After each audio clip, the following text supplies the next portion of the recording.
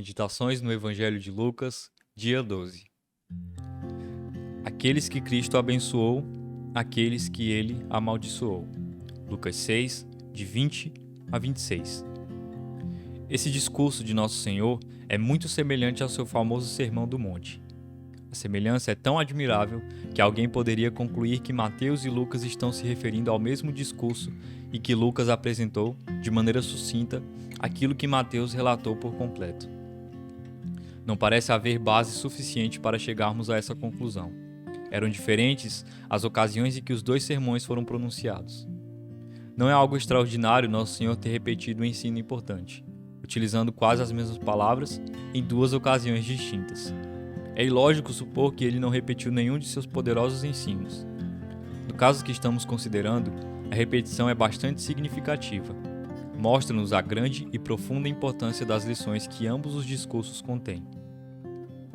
Em primeiro lugar, esses versículos nos falam sobre quem são aqueles que o Senhor Jesus declarou benditos.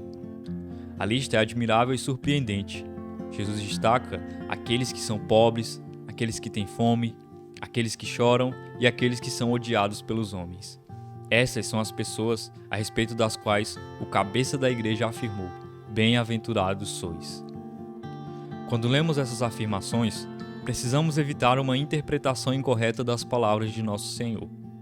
Em momento algum devemos imaginar que o simples fato de alguém ser pobre, estar faminto, sentir tristeza e ser odiado pelos homens lhes dá o direito de afirmar que está sob a bênção de Cristo. A pobreza aqui mencionada é aquela que vem acompanhada da graça divina. A fome é aquela que resulta da fiel aproximação ao Senhor Jesus. As aflições são aquelas decorrentes do Evangelho. A perseguição é aquela que surge por causa de nosso amor ao Filho de Deus. A fome, a pobreza, as aflições e as perseguições aqui mencionadas são as consequências inevitáveis da fé em Cristo no início do cristianismo. Muitos tiveram de desistir de todas as coisas deste mundo por causa de sua vida cristã.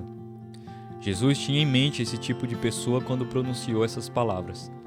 Desejava oferecer especial ânimo e consolação para elas e para todos os que com elas sofrem por amor ao Evangelho. Em segundo lugar, esses versículos nos falam sobre quem são aqueles para os quais o Senhor Jesus pronunciou as solenes palavras: ai de vós. Mais uma vez, ouvimos expressões que, à primeira vista, parecem bastante extraordinárias. Mas ai de vós, os ricos, porque tendes a vossa consolação. Ai de vós, os que estáis agora fartos, porque vireis a ter fome. Ai de vós, os que agora rides, porque haveis de lamentar e chorar. Ai de vós, quando todos os louvarem, porque assim procederam seus pais com os falsos profetas. Afirmações mais severas e mais chocantes do que essas não podem ser encontradas no Novo Testamento. No entanto, assim como nas afirmações anteriores, precisamos evitar uma interpretação equivocada do significado dessas palavras de Jesus. Não devemos supor que possuir riquezas, ter um espírito de regozijo e receber elogios dos homens necessariamente constituem provas de que tais pessoas não sejam discípulos de Cristo. Abraão e Jacó eram ricos. Davi e Paulo tiveram momentos de intenso regozijo.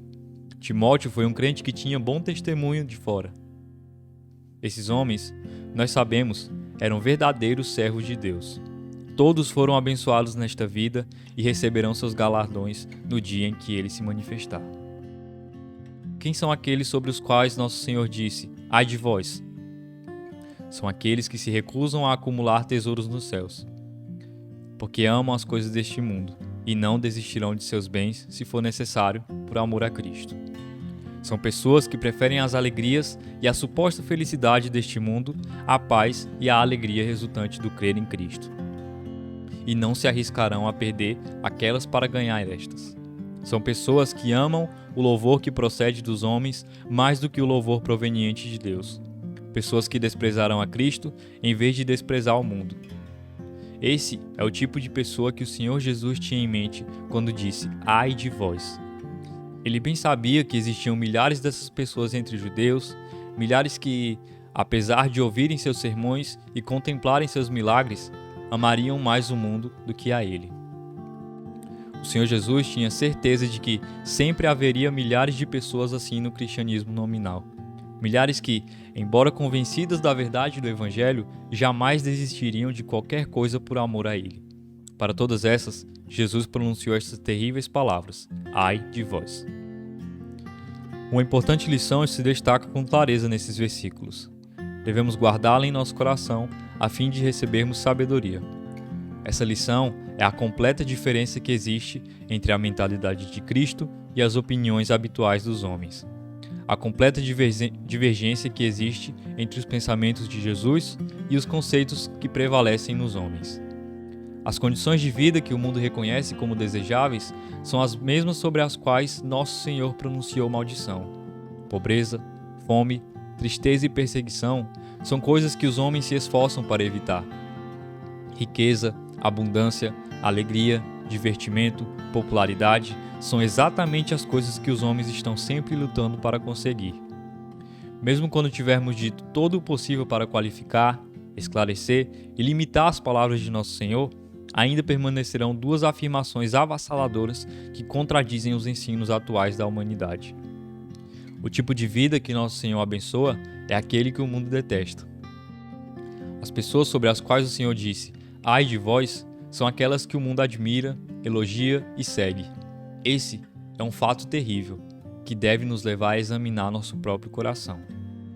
Devemos terminar nossas considerações sobre essa passagem realizando um sincero autoexame. Indaguemos a nós mesmos o que pensamos a respeito das maravilhosas afirmações contidas nessa passagem. Concordamos com o que foi dito por Nosso Senhor? Realmente cremos que a pobreza e a perseguição, suportadas por amor a Cristo, são bênçãos positivas? Acreditamos que riquezas, satisfações mundanas e popularidade entre os homens, quando buscadas mais do que a salvação ou preferidas ao louvor proveniente de Deus, são verdadeiras maldições? Realmente pensamos que é mais digno possuir o favor de Cristo, acompanhado de dificuldades e palavras maldosas da parte dos incrédulos, do que juntar riquezas, diversão e um bom nome entre os homens?